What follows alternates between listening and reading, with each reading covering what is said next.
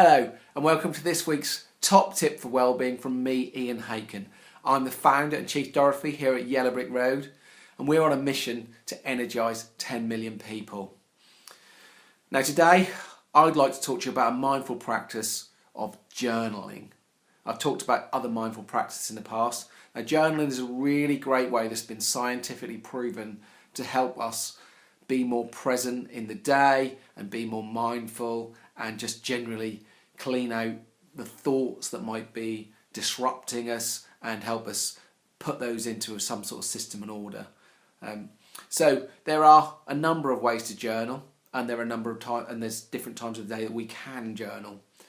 I journal both in the morning and in the evening. In the morning, I do a little bit of gratitude journaling, and I'll talk about that in a moment. In the evening, I do a bit of daily reflection and more gratitude journaling. So let's talk about gratitude journaling first. There's lots of evidence out there to support the fact that because we are naturally negatively biased, we've all tend to have we're all on a spectrum, but we have a bit of a natural bias towards negative because that's our body's, our mind's natural defence system. That's our fight, flight, freeze response, that our limbic brain is looking around for danger. So it's always alert for danger, so it's got a little bit of negative bias to it. However, we can train the brain by training new neural pathways to be more positive. And a great way to do that is by reflecting gratitude. So gratitude journaling is simply to write down as many things as you like. I tend to do 3 each day because it's a nice easy number. Things that you've got to be grateful for. They could be big, they could be small. You could just be grateful for the fact that you have a roof over your head, that you've got a loving wife or a significant other, or that your children are healthy.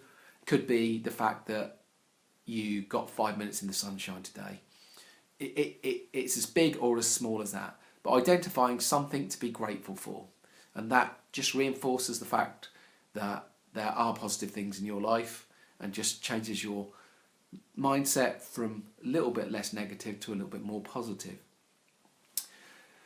So that's a good practice to do, and you can do that as many times as you like. So I like to do it at the beginning of the day and the end of the day, but you could just jot down some gratitude reflections at any point really. And then general journaling is just to generally journal the way about what's happened or what's going to happen today, what are intentions. We could set up our intentions at the beginning of the day, we could journal what we want to achieve for the day, and we could reflect, as I do at the end of the day, on what we have achieved and what we could have done better, and what we perhaps, where we could have handled a situation better with an individual, where we could have managed our time better, etc. So however you want to do it, there's lots of tools out there. Just Google journaling. There's lots of different ideas out there. Just give it a go. Have a go this week at just doing some journaling. It does need to create a habit, as most of these things do. The more you do it, the better it will be for you. But once you get beyond that 3-week period of a new habit, you should start to reinforce it in the brain, and that should start to have some real positive impact. And you'll notice subtle differences in the way you look at the people and the situations around you. Okay, so that was today's top tip, all about journaling. Thanks for watching, and I'll see you again soon.